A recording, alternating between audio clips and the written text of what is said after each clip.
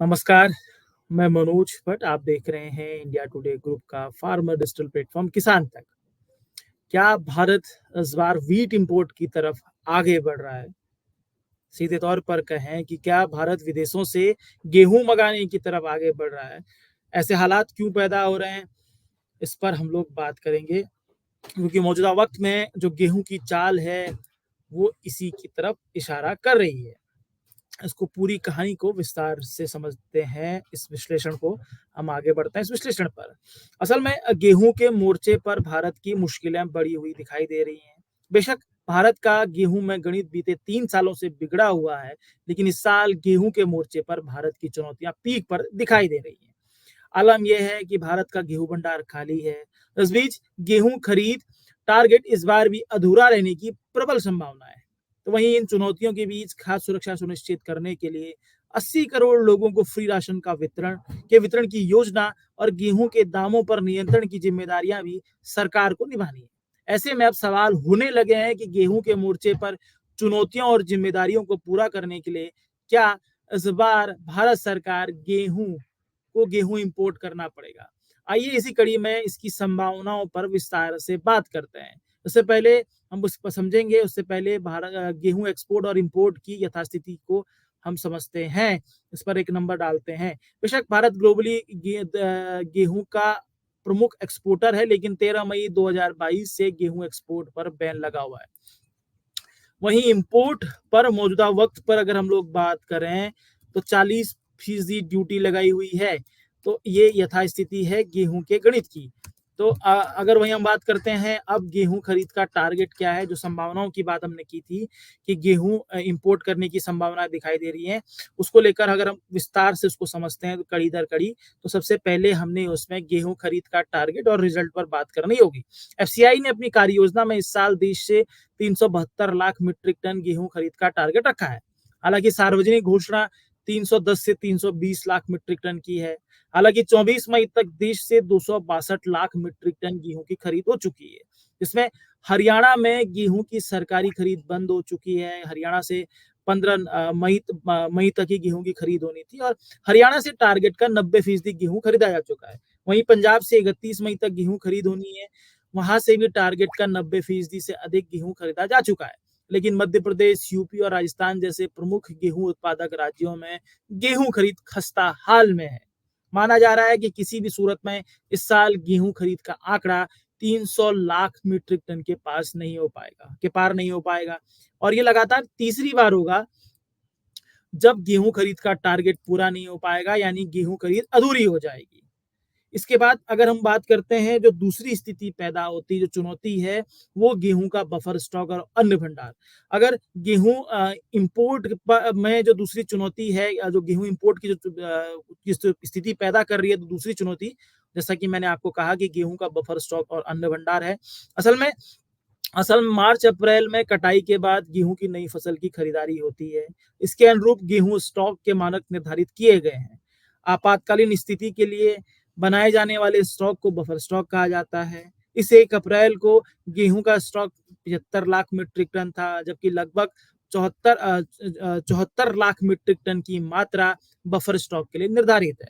सीधे शब्दों में कहा जाए तो बीते 1 अप्रैल को देश का गेहूं भंडार खाली था, यानी कि भारत 16 सालों में भारत का जो गेहूं का जो स्टॉक था, सबसे निचले स्तर पर था।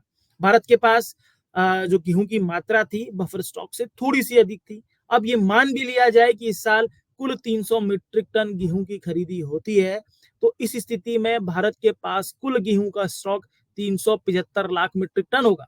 जबकि 2021-22 में कुल 444 लाख मीट्रिक टन की गेहूं की खरीदी हुई थी। अब ये दो चुनौतियां हैं। इसके बाद अगर हम जिम्मेदारियों की बात करें, इसमें 80 करोड़ लोगों को फ्री गेहूं का वितरण होना है। क्योंकि जैसे हमने कहा कि गेहूं खरीद का टारगेट, रिजल्ट और गेहूं का बफर स्टॉक और अन्य भंडार की जो कहानी है, वो आपने समझी होगी, तो आप समझ गए होंगे कि इस साल देश में किस तरह की गेहूं की कमी है। इसका अंदाजा आपको लग गया होगा। लेकिन इस बीच खाद्य सुरक्षा सुनिश्चित करने के लिए पीडीएस के जरिए 80 करोड़ लोगों को फ्री राशन वितरण की जिम्मेदारी भी सरकार के जिम्मे है। इसे देखते हुए खाद्य व उपभोक्ता मंत्रालय ने पीडीएस और दूसरी सरकारी योजनाओं के लिए 184 10 लाख मीट्रिक टन गेहूं का आवंटन साल 2024-25 के लिए किया गया है, कर दिया। यानी इस साल के लिए 184.10 लाख मीट्रिक टन गेहूं आवंटित कर दिया गया है मुफ्त अनाज वितरण के लिए। इन हालातों में अब देश के गेहूं भंडार और पीडीएस के लिए आवंटित गेहूं का गुणागणित करते हैं तो तस्वीर डरावनी दिखाई देती है। जैसा कि अनुमानित तौर पर इस साल 375 लाख मीट्रिक टन गेहूं स्टॉक की संभावनाएं दिखाई पड़ रही हैं। इसमें अगर फ्री राशन के लिए आवंटित गेहूं 184 लाख मीट्रिक टन को अलग कर दिया जाए तो देश का गेहूं भंडार लगभग 90 लाख मीट्रिक टन के पास बचने की उम्मीद है, जो बफर स्टॉक से थोड़ा सा अधिक है। ऐसे में ये जानना जरूरी है कि बीते साल गेहूं के दामों में नियंत्रित करने के लिए सरकार ने ओपन मार्केट सेल स्कीम के तहत 100 लाख मीट्रिक टन गेहूं खुले बाजार में उतारा था। जब 100 लाख मीट्रिक टन एक साल में गेहूं में खुले में उतार दिया दामों में नियंत्रण करने के लिए, ऐसे सरकार के पास अगर ये स्थिति पीडीएस के जो फ्री अनाज का वितरण करना है और उसके बाद जो खरीद के बाद जो स्टॉक बचता है, उसके बावजूद भी सरकार के पास 100 लाख मीट्रिक टन भी गेहूं बचने की स्थिति नहीं बनती है। और जबकि 75 लाख टन जो है वो बफर आपातकालीन स्थिति में बफर स्टॉक रखना मजबूरी है। अब इन स्थिति पर क्या गेहूं इंपोर्ट मजबूरी हो जाएगा, ये समझने की आवश्यकता यहाँ पर दिखाई पड़ती है, क्योंकि हमने समझा गेहूं की कमी की चुनौती और सरकार की जिम्मेदारियों के बीच एक संघर्ष है। इस पूरी कहानी में वो संघर्ष आपको समझ में आया होगा। ऐसे में गेहूं इंपोर्ट देश की मजबूरी हो जाएगा। इस तरफ मौजूदा गेहूं की चाल जो है वो इशारा कर रही है। कई एजेंसियां इस बार देश में गेहूं का रिकॉर्ड उत्पादन का दावा कर रही हैं, लेकिन इस दावे के इतर हकीकत कुछ और है। गेहूं के दाम एमएसपी से अधिक चल रहे हैं।